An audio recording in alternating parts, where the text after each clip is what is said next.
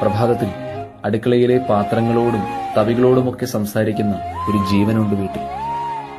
വിളമ്പിക്കൊടുത്ത് തനിക്ക് തികയാതെ വരുമ്പോൾ എനിക്കിതിഷ്ടമല്ലെന്ന് പറഞ്ഞ് വീതിച്ചു കൊടുക്കുന്ന ഒരു ജന്മമുണ്ട് വീട്ടിൽ. മക്കളും ഭർത്താവും വീടും ഉറങ്ങിയതിന് ശേഷം ഉറങ്ങി അലാറമടിക്കും മുന്നേ ഉണരുന്നൊരു ശരീരമുണ്ട് വീട്ടിൽ. അടുക്കളയിലെ ചൂടും ചൂരും നുകർന്ന് സ്വയം ശുദ്ധമായി ശ്വസിക്കാൻ മറന്ന ഒരു മറവിക്കാരിയുണ്ട് വീട്ടിൽ. പുറത്തുപോയവർ തിരിച്ചെത്തും വരെ ഉള്ളിൽ തീ നിറച്ച് തേങ്ങലോടെ കാത്തിരിക്കുന്ന ഒരു ഹൃദയമുണ്ട് വീട്ടിൽ.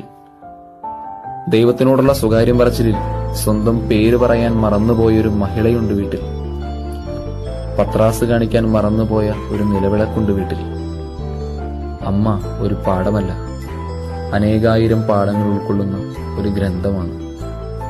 മനസ്സിൽ നന്മയുള്ള മക്കൾക്ക് മാത്രം വായിക്കാൻ കഴിയുന്ന ഒരു വിശുദ്ധ ഗ്രന്ഥം.